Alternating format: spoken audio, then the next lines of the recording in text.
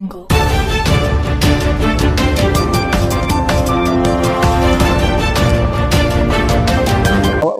क्षेत्र आता खूप वाढलेलं आहे. त्याला कारण हे टेंबूचं पाणी आहे, हे मात्र नक्की. कुसळ उगवत नव्हती त्या क्षेत्रामध्ये, पण आता ऊसाची लागण व्हायला लागली. पाटलांचं जे आंदोलन आहे त्याचा काय इथं खानापूर आटपाडी शकतो का? त्यांचा काय बेनिफिट मिळू शकतो का, किंवा त्यांना त्याचा फायदा होईल का? नाही, तसा तो लोकसभेला इम्पॅक्ट बऱ्यापैकी पडला, पण आता विधानसभेला इम्पॅक्ट त्याचा काय फारसा पडेल असं वाटत नाही. दोघांनी मिळून सावध पावलं उचलायला पाहिजे. म्हणजे राजेंद्र अण्णांनी पण सावध पाऊल उचललं पाहिजे आणि वैभव दादांनी पण सावध पाऊल उचललं पाहिजे. त्याचा प्रश्न आहे प्रत्येकाला, कारण एकदा का आता त्यांची भूमिका या मतदारसंघासाठी अतिशय मोलाची आणि महत्वाची. हो, नक्की त्यांची भूमिका नक्की महत्वाची आहे. म्हणजे त्यांना पण सगळं विचारात. हे दोन्ही तालुके दुष्काळग्रस्त असल्यामुळे पाण्याची इथं शेतीसाठीच्या पाण्याची भयंकर परिस्थिती खराब होती. आटपाडी खानापूर विधानसभा मतदारसंघाचा आढावा घेणार आहोत आणि आपल्या सोबत आहेत ज्येष्ठ पत्रकार रविकुमार मगदुम.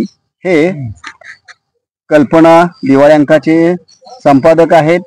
आज आपण त्यांच्याशी बातचीत करणार आहोत. नमस्कार साहेब. नमस्ते. आज तुमचं आमच्या आपण स्वागत करीत आहोत. तर आटपाडी खानापूर तालुक्याच्या बाबतीत एकूण परिस्थिती काय वाटते आपल्याला? आता परिस्थिती नक्की सांगायचं झालं तर तशी संमिश्र परिस्थिती आहे. आता मतदारसंघाचं नेतृत्व स्वर्गीय अनिल बाबर यांच्याकडे होते. सुहास बाबर असं त्यांचं नाव आहे. बरं, त्यांची काय पार्श्वभूमी आहे? ते जिल्हा परिषदेचे माजी उपाध्यक्ष होते. खानापूर तालुका पंचायत समितीचे सभापती पद त्यांनी भूषवलं आहे आणि राजकारणात स्वतः भाऊ असल्यापासून त्यांनी युवकांची फळी खूप चांगल्या पद्धतीने तयार केलेली आहे. टर्म हा शिवसेनेकडे मतदारसंघ आहे. मग त्यांच्या अगोदर त्यांचे वडील त्याचं प्रतिनिधित्व करत होते. सलग 2 वेळा स्वर्गीय अनिल भाऊंनी या मतदारसंघाचं शिवसेनेच्या बाजूने प्रतिनिधित्व केलेलं आहे. ती खूप चांगली होती. सर्वात महत्वाचं म्हणजे हे दोन्ही तालुके दुष्काळग्रस्त असल्यामुळे पाण्याची इथं शेतीसाठीच्या पाण्याची भयंकर परिस्थिती खराब होती. टेंबू योजना त्यांनी व्यवस्थित मांडून करून टेंबू योजना पूर्णपणे टेंबूचं जे पाणी आहे ते खानापूर तालुका आणि आटपाडी तालुक्याच्या घाटमाथ्यापर्यंत सगळीकडे पोहोचवायचं काम केलं असून परवाच मुख्यमंत्र्यांच्या हस्ते टेंबूच्या शेवटच्या प्रकल्पाचं भूमिपूजन झालं असून त्या प्रकल्पाच्या येणारं मटेरियल पाईपा वगैरे आहेत ते येऊन पडायला सुद्धा सुरुवात झालेली आहे. ऊसाचं क्षेत्र आता खूप वाढलेलं आहे. त्याला कारण हे टेंबूचं पाणी आहे, हे मात्र नक्की. म्हणजे ज्या क्षेत्रामध्ये कुसळ उगवत नव्हती त्या क्षेत्रामध्ये पण आता ऊसाची लागण व्हायला लागली आहे. वेगवेगळ्या डाळिंबाची पण बऱ्यापैकी परत लागवड व्हायला सुरुवात झाली. तुमच्या नक्की फायदा ऑलरेडी हा बऱ्यापैकी सगळ्या गावांना झालेला आहे. टेंबूचं पाणी आणि जे गावं टेंबूपासून वंचित होती तेही गावं बऱ्यापैकी आता या योजनेत समाविष्ट झालेली आहेत. एकूण राष्ट्रवादीची परिस्थिती या मतदारसंघामध्ये कशी आहे साधारण? मुळात कसं आहे, हा मतदारसंघ हा शिवसेनेकडे असल्यामुळं तिकीट त्यांना मिळणार आणि राष्ट्रवादीची परिस्थिती शरद पवार राष्ट्रवादीच्या गटातून त्यांच्याकडे असणारे कार्यकर्ते वगैरे हे जेमतेम आत्ता परिस्थिती त्यांची आहे. बरं, एकूण त्या ह्याच्यामधून राष्ट्रवादीमधून कोणी दावेदार वगैरे आहेत का? असे राष्ट्रवादीमधून दावेदार असं अद्याप कोणी नाहीये, पण राष्ट्रवादीकडून कदाचित राजेंद्र देशमुख बी उभा राहू शकतात, कदाचित वैभवदादा पाटील बी उभे राहू शकतात. ह्या दोघांची तरी आता सध्या तरी प्रबळ दावेदारी आहे. शरदचंद्र काँग्रेसचे मतदार आहे तिथं, परंतु हा गेल्या वेळेला काँग्रेसकडून सदाभाऊ उभा होते. बरं, सदाभाऊ पाटील उभा होते. सदाशिवराव पाटील. परिषद आटपाडी गटातले 5 गट आणि तिकडले 4 गट.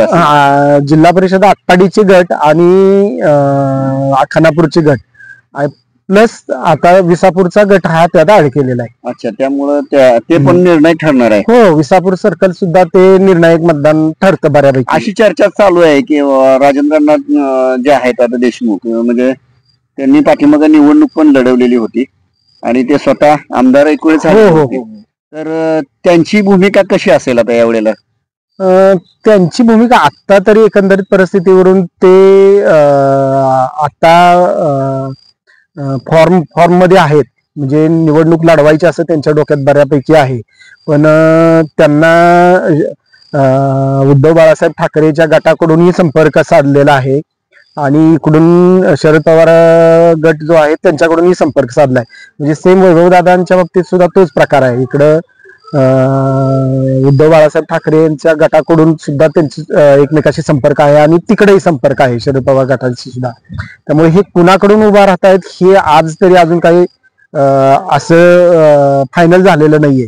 म्हणजे खानापूर तालुक्यातून वैभवदादा की पर्सन ठरतील आणि आटपाडी तालुक्यामधून राजेंद्रांना की पर्सन ठरतील. हो हो हो, म्हणजे या दोघांच्या भूमिकेवर गणित ठरतील. नक्की ठरतील. पण या दोघांपैकी एक कुणीतरी उभा राहील असा अंदाज आहे. दोघे एका वेळेला उभा राहतील असा अंदाज नाहीये. दोघांपैकी कुणीतरी उभा राहील. हे दोघं महत्वाचे घटक आहेत खानापूरसाठी. हो हो, दोघेही महत्वाचे घटक आहेत. म्हणजे जरी समजा शिवसेनेला गेला तरी ते महत्वाचेच आहेत. नक्की नक्की नक्की. म्हणजे आपण असं विचार करूया की ह्या दोघांच्या भूमिकेकडे आटपाडी आणि खानापूर तालुक्याचं लक्ष लागून राहिलेलं आहे. हो हो हो. आणि भविष्य काळामध्ये आपला नेता किंवा आपलं प्रतिनिधित्व कुणाला द्यायचं हे मात्र जनतेवर अवलंबून आहे. हो, जनतेवर अवलंबून आहे. नक्की अगदी.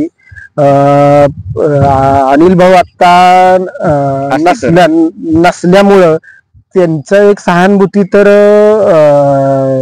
सुहास भाईंना मिळेल यात काही शंकाच नाहीये. परवा जो मेळावा झाला तोही खूप मोठा मेळावा झाला. ती बऱ्यापैकी त्याचाही इम्पॅक्ट नक्की राहील.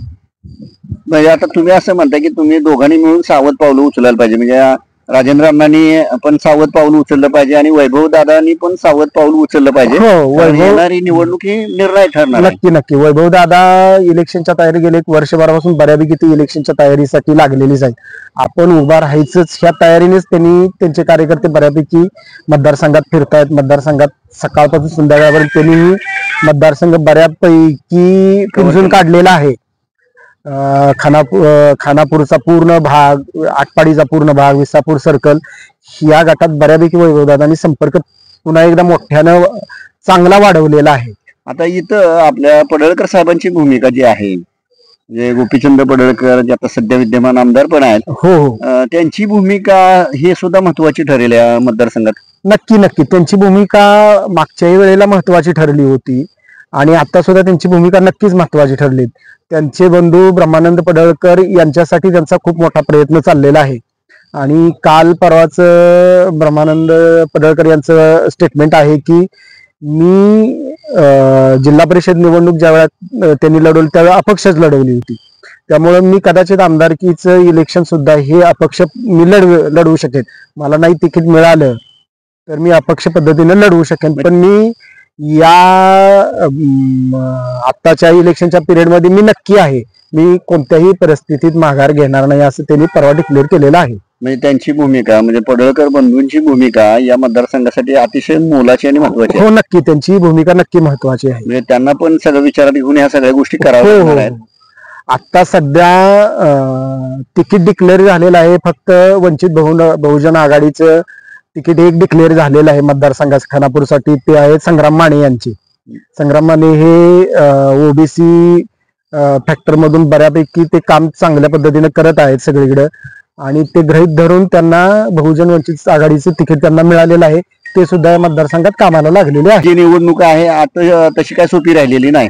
म्हणजे सर्वांसाठी ही संघर्षाची निवडणूक ठरणार आहे. नक्की नक्की. प्रत्येकाच्या हा अस्तित्वाचा प्रश्न आहे प्रत्येकाला. कारण एकदा का आता सुहास भैया प्रथमच निवडणूक आमदारकीची लढवणार आहे.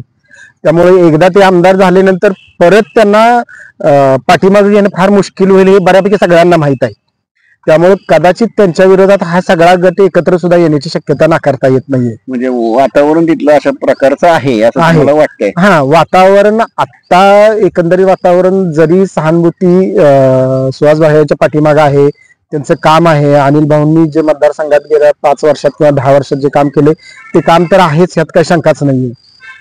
त्या कामाचा त्यांना नक्की बेनिफिट मिळेल हे मात्र नक्की. म्हणजे स्वर्गीय अनिल भाऊंच्या त्यांचा जो हे आहे म्हणजे त्यांचं कार्य आहे त्यांची पुण्याई त्यांना मिळू नक्की नक्की नक्की आणि मिळू पण आता शकते. याच्यामध्ये जात व्हायचा आपण असं विचार केला तरी आता हे जरांगे पाटलांचं जे आंदोलन आहे त्याचा काय इथं खानापूर आटपाडीमध्ये काय फरक पडू शकतो का, त्यांचा काय बेनिफिट मिळू शकतो का किंवा त्यांना त्याचा फायदा होईल का?